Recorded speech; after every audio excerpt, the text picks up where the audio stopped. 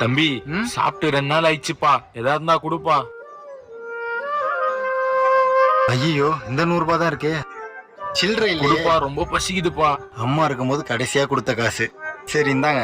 ரொம்ப நன்றிப்பா. ப்ரோ என்னாச்சு ப்ரோ? பெட்ரோல் இல்ல ப்ரோ. சரி வாங்க நான் ட்ராப் பண்றேன் ப்ரோ.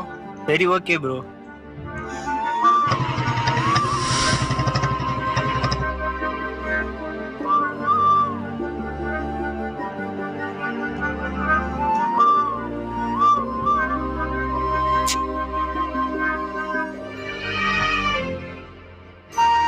ப்ரோ என்ன ப்ரோ ஆச்சு?